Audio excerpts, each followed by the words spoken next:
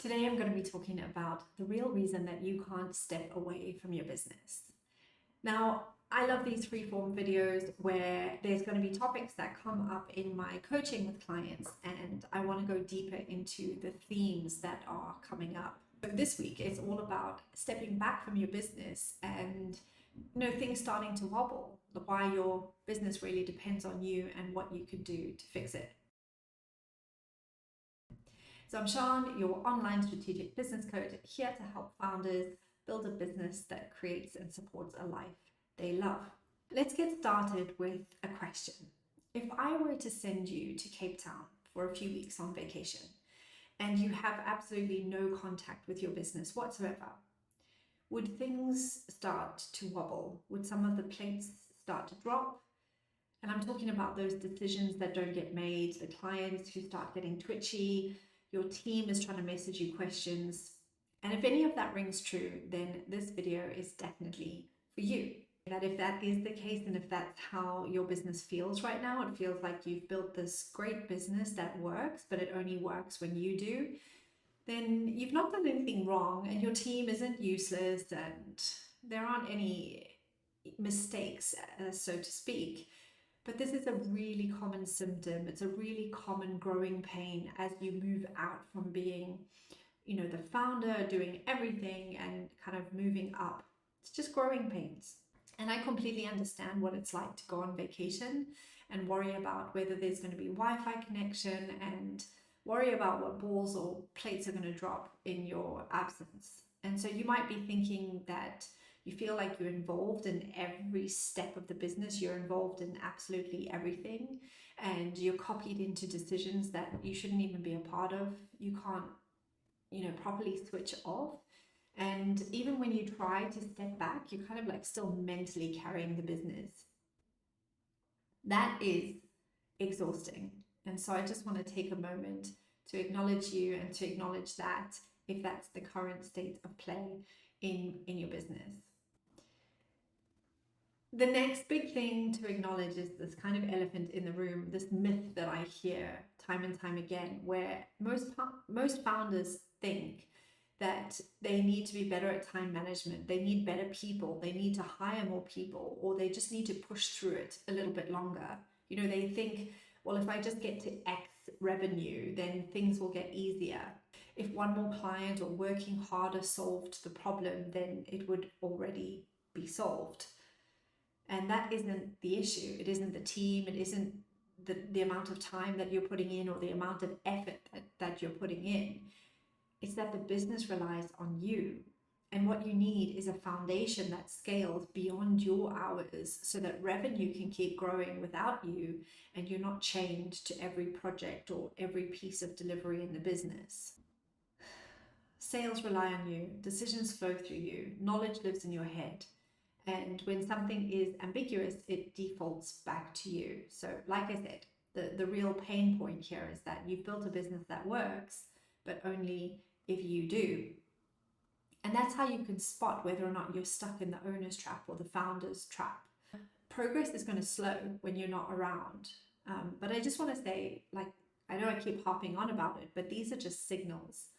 And every time these sort of things start happening, you might find that your business is stuck on a plateau.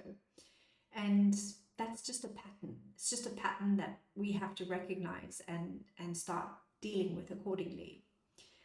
I do remember back in my agency days of running a digital creative agency, bearing in mind I hadn't taken a vacation in the first 4 years after I set up the agency. It was a total grind.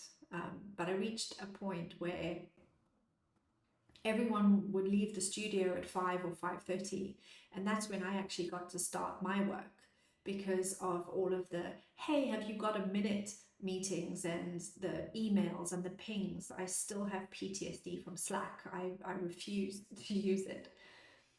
The firefighting and the constant daily distractions was a thing, and it was funny because on the outside I had this growing successful business and it was, and I'm truly grateful for that business, but it always made me think of a swan, a beautiful swan on the surface gliding across the water, but underneath she's absolutely paddling like crazy to keep things going. And that's what I felt like. It was absolutely exhausting being the bottleneck in the business. And it did reach a point, it did get to the point where it was far more painful to stay there than to actually dig in and start making the changes that I had to make and redesigning elements of the business. But those changes don't need to be an entire overhaul. You don't need to do something drastic. You don't need to hire more people. It's completely figure outable. It does, however, mean redesigning how you make decisions and ownership of aspects of delivery and making systems so that the business doesn't collapse before you actually collapse in a heap. So just breathe a sigh of relief with me if you're still here. And let me share with you that you can start small. You can even start today to make small changes without adding more complexity to things. We have to start looking at problems as progress. And each little problem that you solve in your business is an improvement. And every time you solve one of those little things in the business, it'll get better and better. I hate to tell you this, but problems will never go away. It's just the quality of your problems will change. Let me give you a real world example so that you can think about this in the context of your business. I had a client, and at one point we uncovered a big thorn in her paw, in that this thing derailed her days. It was a constant hounding by the team to deal with team issues or client issues. And it was just a simple case of sitting down and writing a Q&A document, or a if this then that document, so that she could show the team how to deal with certain issues that arose in the business. And it also meant taking that and sitting down and writing a complaints process. She didn't have a huge deal of complaints or huge deal of issues, but every week things were cropping up. We're talking about a business that had a team of 50 and nearing on 300 customers. So things came up, people had questions, people constantly had things. So it was just about sitting down and creating that complaints process and creating some policies on that. And all of a sudden she's started to remove herself from those daily conversations, and as she continued to solve those small problems, she's actually removed herself entirely from the team Slack, which I think is a great thing, because those constant ping is not conducive really to thinking strategically and thinking at a higher level. So like I said, they weren't big problems, but they interrupted and they turned into a big deal when it started to feel like a drain instead of feeling excited about the business.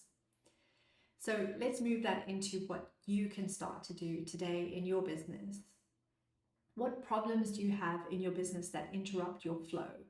And what can you do to reframe those as an opportunity to make an improvement?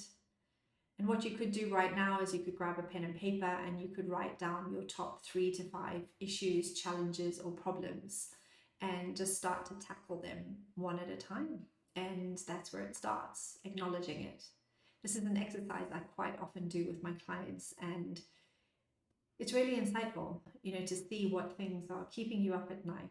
So when you look at the things that are sucking your time, draining you, looking at the challenges and the issues, you can really think of ways to automate, delegate, systemize, but also create those policies, procedures, or whatever it might be, so that that problem will eventually work itself out. Now, if you want help identifying exactly where your business still depends on you, I've got a little diagnostic which I'll put below here, and you can have a look at that and find out which pillar in your business is creating most of the bottlenecks. And then you can brainstorm and start working your way through that. Of course, if you want help, I'm always here, and I will put a link for you to find further resources that can help your business move forward faster.